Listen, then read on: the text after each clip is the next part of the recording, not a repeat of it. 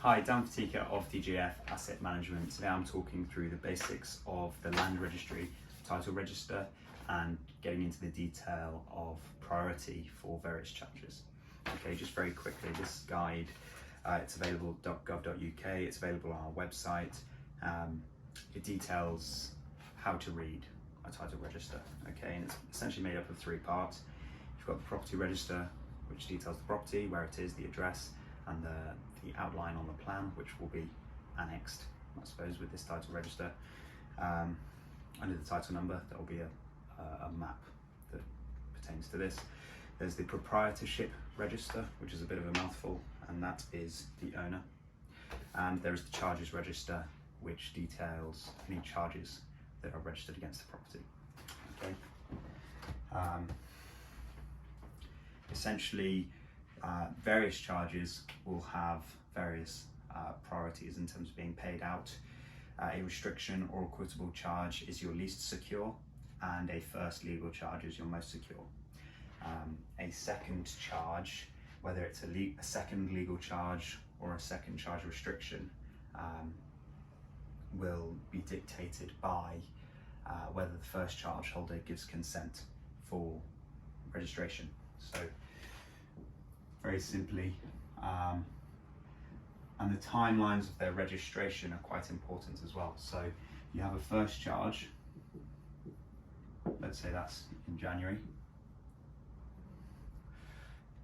If you do not have second charge consent, now who do you get the consent from?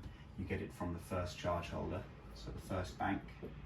If the first bank say that you, as the second bank, and as a second bank you can be an individual, if they do not give you consent to register a second legal charge, you can still secure yourself against the property in the form of a restriction.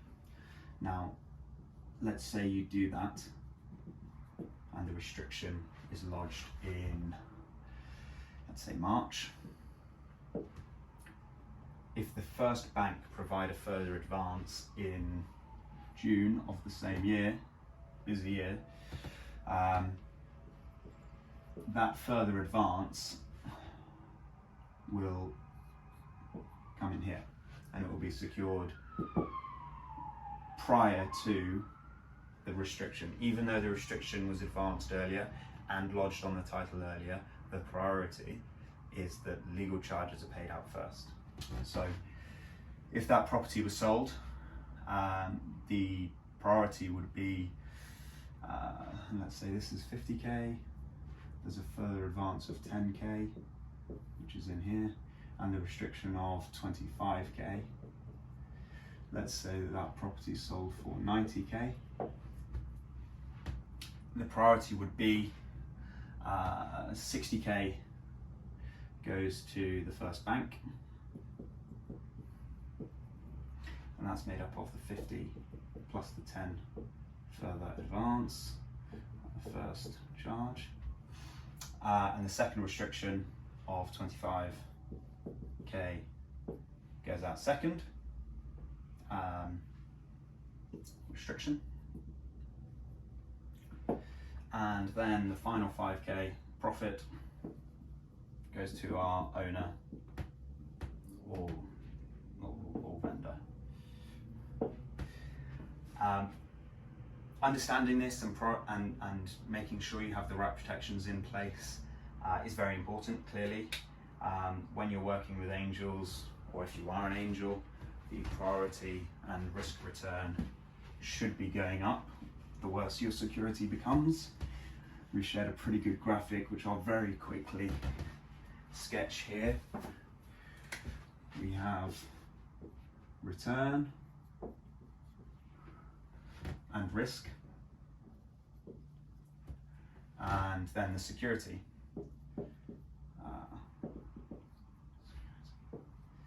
So, first charge is going to be here. Second charge is going to be here. When I say first and second charge, those are legal charges, so that would be consented, otherwise known as senior debt if you're in the development world, and mezzanine, second charge. Restriction or equitable. This could also be referred to as preferred equity. And then you have ownership. So where would you sit in various instances? Some angels want to be secured first charge, some are happy with restrictions, others are happy with a loan document. It really does vary, but if you are looking to get secured, you need to understand this and appreciate the title register at least if you are secured against the title. Okay, if you expect to be secured with a first charge, do not expect ownership or equity returns, because banks will offer funds for 3% for a mortgage, bridging around about 12 to 18. MES, up here you're looking at preferred equity, so that is 18, 20 plus. 18 to 20% plus. That's profit share. Second charge is, depending on the market, you know, second charge for a mortgage is 4 to 8. For a bridge, it's probably 15 to 20. First charge for a mortgage, you're looking at 3%. For a bridge, you're closer to 12% to 15. So it's market driven. Okay, so saying so it does depend on what the project is and the status of the project, but as a rule, that's the sort of matrix that you're looking at. If you are looking to lend funds, you need to work with an experienced solicitor that knows what they're doing for this, or at least understand the language to instruct a solicitor and ask for the correct thing. Companies are a bit of a red herring. Having a first charge over a company is useless, because let's do that, that's a useful diagram. So a company's first charge or a debenture will only relate to the cash which is in a company. Obviously, huge amounts of the value of a property company is the property within it. So if I have a charge over this company, even if it is the first and only charge or debenture,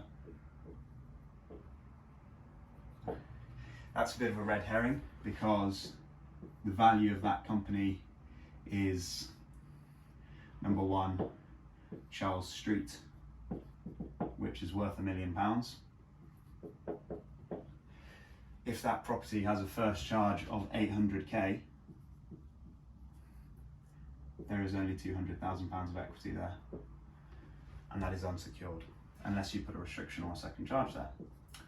So it does get a little bit complicated, but ultimately this is a fixed charge on this asset. So despite that asset being within the company charge does not pertain to this property. The first charge on the register does. Just a 101, I mean, it's a massively complex topic if you are looking to secure your lending, but at DGF it's what we do all day long, and we can certainly help. As I say, the title register guide is available on our website. It's a basic introduction. It's got some really helpful boxes here. And again, title register there. You'll see, what does that say? Details of any charges, legal charges or mortgages. They're essentially the same, registered against the property. Okay. Thanks for tuning in. If you do have any specific questions around security and securing charges or lending, reach out to one of the team, info@djfam.co.uk. Thanks for tuning in, guys. Hope you're well. Take care. Bye bye.